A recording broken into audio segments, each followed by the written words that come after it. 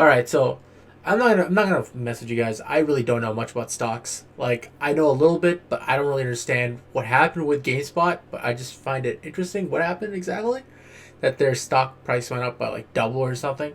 It was like a crazy amount. I heard it was something about like them selling stocks at a higher amount or something because apparently the company's going under, so they did some sort of under the table like stock stuff. I don't know exactly. I'm not gonna tell you. I'm not gonna give you stock ideas because I have no fucking idea how it actually works. But this article's pretty funny. Give me all the GameStop jokes. So this is just a bunch of memes. All right. So I'm not even going to pretend to understand like this guy. I relate to this too because I can't tell you exactly what's going on with GameStop stocks, but like I can comment on what the hell is going on. I'm not even gonna pretend to understand what's going on with the GameStop with the what's going on with GameStop. I'll leave that to the excellent reporting of fellow Kotaku writer Ethan Gotch. No, as with most things in life, I'm here just for the jokes. Yeah, me too. And social media has produced no shortage of silliness in response to this absurd situation. As usual, hard drive is right on the money. There's a Twitter follower. Redditor accidentally invests life savings into GameSpot. Redditor accidentally invests life savings into GameSpot. Okay, I don't get that one. Oh, to GameSpot. Okay, that makes sense. I think he was thinking of GameStop, but he accidentally puts it to GameSpot, which is a video game publisher. I was confused too. Jordan Deeb has this perfect image to accompany the meteoric rise of GameStop stock. GameStop sitting amongst Tesla and Amazon after Reddit users make it a Fortune 500 company. That's interesting. Rob Rousseau has big plans for shares. After purchasing 2 shares of GameStop stock as a joke, I might might even be able to crash the whole damn system. That's fine.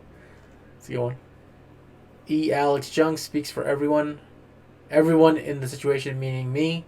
Me reading explanation about the GameStop stock thing. I don't even know what the fuck she's saying, but girl, I'm living. This is a funny one. I like that one. This is me. This is literally me right now because I don't really understand the whole situation. Lily Simpson uses the quote by ageless Mashiro Sakurai to encapsulate that Wall Street's douchebags are thinking right now. Wall Street, the stock market is a perfect system that reflects real economic value. Reddit artificially boosts GameStop shares to hurt hedge fund investors. Wall Street. No, this isn't how you're supposed to play the game. Okay. Mark Finnegan offers a good solution with the ever useful Bugs Bunny format. Okay. My 2 cents on the GameStop GME situation. I wish all hedge fund managers who bet on GameStop failing and now want to bail out a very guillotine. That's a joke from like the 2008 recession, because they all wanted fucking bailouts for that. The tables have turned, according to Bubba. GameStop Reddit traders still going at it. 600 stimmy checks. Hedge fund. It's funny. The stimulus checks. Janelle Camo, I don't know how to say the name, knows a good opportunity for a parasite reference when she sees one. Hedge fund manager, we would be so screwed if the GameStop stock ever went up. Good thing that will never happen. Reddit. I will never get over this beam. The ditch pony uses it to great effect, trying to unscramble the GameStop situation. I ain't reading all that. I'm happy for you though. Or sorry that happened. That's me for sure. Dan Hernandez. Still have a vendetta against Electronics Boutique after all these years, and honestly, I can't really blame him. The GameStop stock. Try saying that like 4 times. It's very hard to say. GameStop stock is hilarious. It's hilarious, but let us not forget they acquired Electronics Boutique, and Electronics Boutique said they were holding a copy of Star Wars Dark Forces for me on the release date in 1995, and then turned it around and sold it. These are no heroes. Okay, there's a video. I just punched a guy. Game stonk. Give it up to all the Twitter folks out there. The website might be never-ending pit of despair, but that doesn't mean we can't laugh it up every once in a while. keeping you from doom scrolling by dropping your favorites in the comments. See if there's any good ones. Okay, there's nothing. Yeah, I honestly don't know. It was big news, and I had to cover it obviously because it's probably one of the biggest gaming news stories out right now. But let's go. Okay, I have to search this one over. Cancel. Okay, so I obviously did a story on Thursday when they announced. Oh no, it was on Friday. Yeah. Friday I did it. They announced that they're going to do the price hike for Xbox Live Gold. Right, and obviously later on that day they went back on it and decided that they're gonna reverse everything. So I wasn't able to put when I edited the video, I wasn't able to put that into the video. So I decided just to make a new video, even though this is a little further back. I just wanted to tell you guys about how Microsoft reverses Xbox Live Gold price hike after public outcry. After public outcry, Microsoft will no longer push through with their planned price increase from Xbox Live Gold subscriptions. Microsoft reverses plans for Xbox Live Gold price hike. And Microsoft announced last Friday that they will be doubling the price of Xbox Live Gold subscription services for new users. However, they quickly reversed their decision when gamers voiced their discontent and with new pricing schemes in the same blog as Microsoft says. Okay, so Microsoft's like, we messed up today, and you were right to let us know. Connecting and playing with friends is a vital part of the gaming. We failed to meet the expectations and players who count on it every day. As a result, we have decided not to change the Xbox Live Gold price. And that's what I imagine how they sounded when they were making that statement. I can't imagine just going from 60 to 120 for just playing online. Thing is, I don't even have. I pay for Xbox Ultimate, which includes Xbox Live, but I play mostly on PC, and I think I'll be one of those people who never gets a PC, never gets an Xbox, because the games play better on PC. They feel better on PC. They're just better on PC, and I can still play people on Xbox on any Xbox console. So why would I buy an Xbox? But they don't care as long as you're, have Game Pass. I think that's their most important thing. They don't care about hardware prices anymore, and that's why they were increasing the price to 120, so they would push people to go to Game Pass Ultimate. But then again, some people don't even want Game Pass Ultimate because, I know people I think Game Pass Ultimate is an awesome deal. Probably one of the best deals in gaming. You get so many games, especially Ultimate. You get all the games on PC. You get all the games on console, which I don't have at the moment. But when they finally come out with the Game Pass iOS app, I'll be playing all the console games on my phone to play those over there, and we're good to go. But for the people who don't want to spend the money, because some people want to pay for their games, they want to know that they have it, right? People buy Blu-rays and DVDs. They're not going to be into Netflix as much. Maybe, sure, they might watch every now and then for a TV show that's specifically on Netflix. But there are people who just like the feeling of owning a game. And they like that feeling. So I'm guessing there's always going to be people who want to own the game itself. So that's why it doesn't make any sense, to increase the Xbox Live Gold. $120. It's I think $200 a year for Game Pass. So I get where they come from. They wanted to push you to go to that service. But again, you're paying for service. That's it. You're paying for the ability to play online on PC. I don't have to pay for it. If I got rid of my Ultimate, I can still play people on Gears of War 5 or Halo Master Chief Collection without having Xbox Live, which is bullshit. That just tells you that so the Xbox community is the same on PC and Xbox. It's the same community. They play the same games. They play on the same servers. Then why are the Xbox guys paying for online services for gaming? Doesn't make any sense to me. It's the same server that I'm using. Let's say I'm playing some guy on Xbox Series X Master Chief Collection, and I'm on PC. I don't have Xbox Live, and I'm using the same server that guy's using to play that game. Then why am I getting a free ride? It doesn't make any sense. I just think Xbox Live will be free eventually, and it will be free eventually because it's just ridiculous that I can play for free, and on Xbox they can't. Okay. Okay. So the plan hike wouldn't have affected old subscribers. Those who are already subscribed for the service will still be able to renew their subscription for the price they used to enjoy and those when they signed up.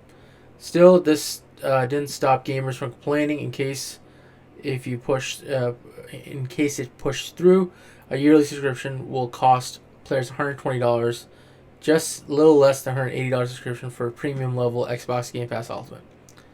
Many gamers found that the pricing is to be unfair, and hence the outcry. Microsoft takes a step further. Subscriptions are no longer required for free-to-play games. This is great.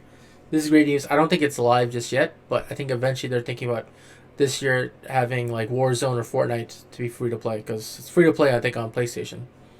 And it's obviously free-to-play on PC, so it doesn't make any sense. Like, Warzone's a free game, technically, but if you want to play it, you have to have Xbox Live Gold, which is $60 a month, but now it's $120. So you're technically paying $120 for a free-to-play game. Doesn't make any sense to me. Doesn't make sense to me at all. Free-to-play games online. Indeed, this move will help gamers connect to play with friends. This is more important now than ever as the world continues to experience quarantine due to global pandemic. We are turning this moment into an opportunity to bring Xbox Live more in line with how we see the player at the center of the experience, says Microsoft. We are working hard to deliver this change as soon as possible. So I'm thinking maybe fall time. Maybe at fall time will be there, but I don't think it'll be there like soonish.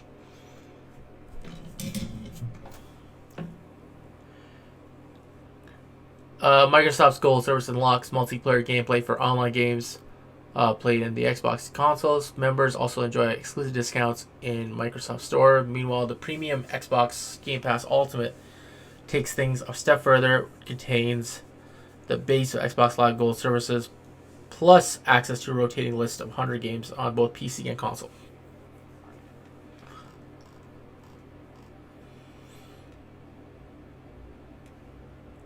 Alright, on to the third news story. This is related to Xbox Live. Xbox Live now has 100 million active monthly users. Game Pass has 18 million subscribers. I'm just thinking to myself, like, how do they have 100 million? Like, do they count people playing on PC? They have to count people playing on PC, right? Like, because you think about it, there's 50 million Xbox Ones in the wild, right? And how many Series X's and S's are in the wild? Probably like 5 million. That's 55 million. So are people still playing on 360? I don't know. Like, I don't know if there's a huge community of people playing on Xbox 360 still, but that's crazy to think about. And the 18 million subscribers is crazy too. I was watching a video, and they were saying, and it said March of 2020 they had only 10 million subscribers. And from this time period, from March of 2020 to now, January 2021, they've gotten 8 million subscribers. Because it is a great deal. It's like literally the Netflix of gaming. That's what it is. It's the Netflix of gaming. That's the way I explained it to you. Microsoft CEO Satya Nadella announced that earnings for the second quarter of the firm's 2021 fiscal year today, which shows that the company brought in $43.1 billion in revenue spurred by gaming and office and the cloud. The demand for that's crazy. $43 billion. Many publishers are worth that much. Like I think Activision's worth that much. It's crazy. The demand for the gaming saw Xbox earnings go up by 51%. This also includes Xbox content and services such as Xbox Live and Xbox Game Pass, which saw an increase of 40% in revenue. The company also recorded a few firsts, exceeding $2 billion in revenue from third-party titles and surpassing $5 billion in gaming revenue for the first time. $5 billion, that's massive. Microsoft has also shared that the Xbox Series X and S launch was the most successful in its history, with the most devices ever sold in a launch month. Nadella announced that Xbox Live now has more than 100 million active users, and Game Pass has 18 million, which shows that Xbox Game Pass is growing by about 8 million subscribers in under a year, which is insane. Which the company announced it had 10 million in April. Yeah, I'm reading the same article. The growth could be contributed to the company's transformation of gameplay, with its cloud gaming being an example. Another significant factor is the ongoing COVID-19 situation, in which people have found themselves spending more and more time at home, relying on digital forms of entertainment. Netflix, video games, that's all we've been doing, bro. 100 million. I really would love to see like a breakdown where that 100 million is coming from. Like, I can't imagine that every single Xbox One user has Xbox Live. They probably do, but like, it's crazy to think. All right, next news story. Next Tomb Raider game aims to unify the reboot trilogy and the original games. Okay. I'm a huge Tomb Raider fan. I've played all three of the remakes, so Tomb Raider 1, Rise of Tomb Raider, and Shadow Tomb Raider. Rise is definitely the best. The one in Russia is honestly the best of all of them. But all three of them are really good. I think they're very underrated. Not many people talk about them when they talk about action-adventure games. Sorry, I drink my water a little bit. But they're probably one of the most underrated action-adventure games that I think people can play right now. Crystal Dynamics has shared a bit of information on its next, currently unannounced Tomb Raider, saying it's working to unify the timelines of the core design, original games, and its own reboot trilogy that began in 2013. You know what? To be honest, I think they need to give Tomb Raider a break a little bit, like Lara Croft a break, because there's been so many games in the past couple of years. They've been great. Honestly, some of the best Tomb Raider games have been the ones that have come out recently, like Shadow Tomb Raider, Rise of the Tomb Raider, and just the OG, like the remake Tomb Raider. I just think you need to give the series some breathing room. I feel like they should work on something else. They should work on a different project. Create their own new IP or something like that. While the reboot trilogy told origin story of Lara Croft becoming the Tomb Raider, the original games featured a seasoned and confident adventurer, says game director Will Curlslake. In the video posted to Twitter, the development team envisions a future Tomb Raider unfolding after these established adventures, telling stories that build upon the breadth of both core design and Crystal Dynamics games, working to unify these timelines. Kerslake noted that the difficulty of such tasks given the franchise 25-year history, it's an old-ass franchise, and asked fans to be patient as the studio works through development. We don't have plans for a major game announcement in the near future, he said. Oh yeah, I think Rise of Tomb Raider came out, 2019? It came out 2019 or 2020. No, not Rise. Shadow of the Tomb Raider came out 2019 or 2020. One of the two. I forget when exactly, but it was recent. So like, it seems like they're putting a lot of pre-production work into this one, so it might be a while until we get the next game. Major announcement in the next future. Give it 2 or 3 years. Laura's latest adventures. Shadow Tomb Raider released 2018. Okay, I just kind of kept reading.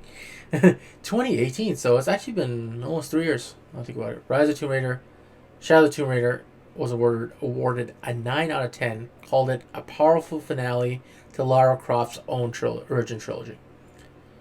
In other franchise news, Tomb Raider anime series set for events of Crystal's origin trilogy is in development at Netflix. Okay. Tomb Raider's big screen sequel, meanwhile, recently landed a new writer-director in Misha Green, showrunner HBO's Lovecraft Country. I've heard good things about that show. I haven't really checked it out yet. All right, on to the last news story. The Medium. So the Medium just came out today on January the 28th. I will be playing it on Monday for Game Pass Monday. And the reviews have so far been, not great, but they've been okay. It's not getting terrible reviews. Right now it's got a 71 on Metacritic. I'll definitely still check it out. So the Gamer gave it 100%. The Medium never hits a flat note. Beat the game in 2 long sittings, so it's probably maybe 4 or 5 hours long, depending.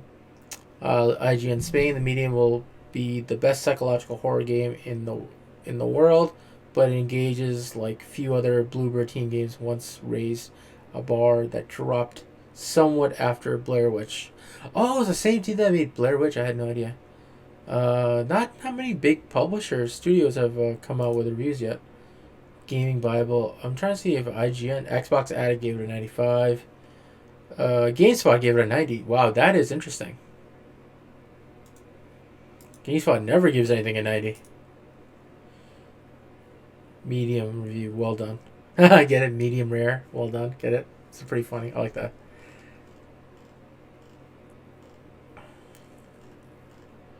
Nine point oh is a good score.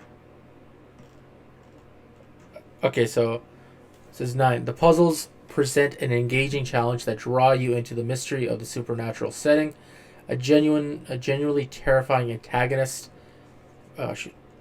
presents a seemingly ever-present threat, effectively maintaining the game's sense of dread throughout the campaign. Cinematic shots allow for the nuanced establishment of tone and ensure you don't miss important details. Top-notch sound design and musical composition. Marianne's habit for over-narrating the situation can be annoying. Okay, so it's 9.0 from GameSpot. That is a really good score. So I'm kind of excited now to play this. The medium is about 10 hours. The world of the medium begs to be closely...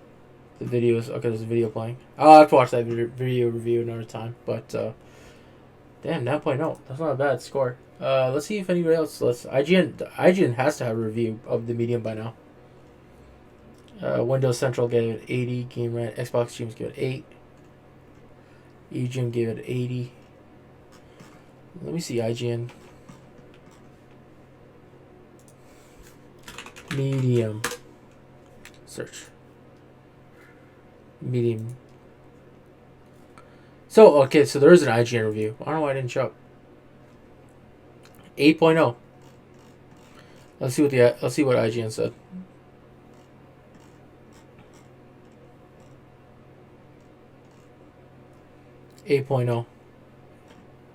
The medium uses a unique reality-shifting ability to bring a new dimension to some tried and tested genre of puzzle-solving mechanics. It presents an intriguing mystery to unravel and adds a tangible sense of urgency to your investigations. By placing a truly memorable villain hot on your heels, it isn't able to play with perspective as effectively as some Bloober team's other work, but it's brilliantly paced and palpably tense. An absorbing and nerve-wracking journey from the shriek of its first jump scare to its very last gasp. The medium delivers a psychological horror adventure that's all thriller and no filler. Okay, I definitely gotta try out this game. Oh, I definitely gotta play it. But that was the gaming roundup, or the roundup now, as it's called, roundup news. I do it every Thursday at 5 p.m. YouTube video should be out tomorrow. And yeah, let me switch to Call of Duty Cold War Black Ops. Call of Duty Call of Duty Black Ops Cold War. That's it. That's the one. Okay, let me switch. I'm just gonna pause for a second, and then I'm gonna switch.